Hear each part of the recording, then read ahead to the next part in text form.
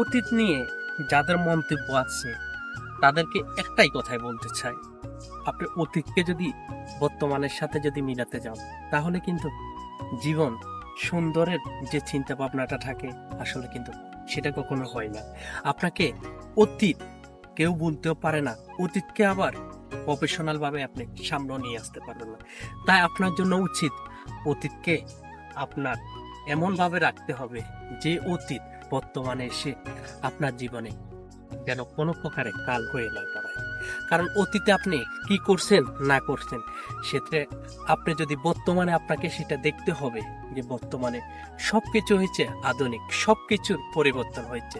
কারণ আপনি যদি অতীতের বিষয়গুলো নিয়ে বর্তমান জীবনে আসেন, কিন্তু বর্তমান জীবন কখনো অতীত দিয়ে আপনি চালাতে পারবেন না। আপনার অতীতটাকে অতীতের জায়গায় রাখতে হবে। অতীতে আপনি পরিশ্রম করছেন, অতীতে কি করছেন সেটা যদি আপনি বর্তমান সময়ে আনে, সেটা যদি আপনি বর্তমানের সাথে মিলেন, বর্তমানে দুনিয়ার সবকিছু আধুনিক হয়েছে, প্রযুক্তি আধুনিক, সবকিছুই আধুনিক। তদ্রূপ আপনার সাথে আধুনিকতার সাথে মিলিয়ে কিন্তু চলাটা সবচাইতে ভালো একটা লক্ষ্য। কারণ অধিকাংশ সংসারে অতীত নিয়ে সমালোচনা চলে, অতীত নিয়ে সংসারে গন্ডগোল হয়। তাই বলবো অতীতটাকে প্রফেশনাল ভাবে বর্তমানের সাথে মিলাতে যাবেন না।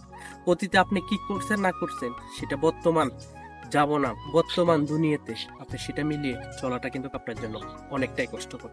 তাই অতীতকে অতীতের স্থানে রাখুন, বর্তমানের সাথে তাল মিলিয়ে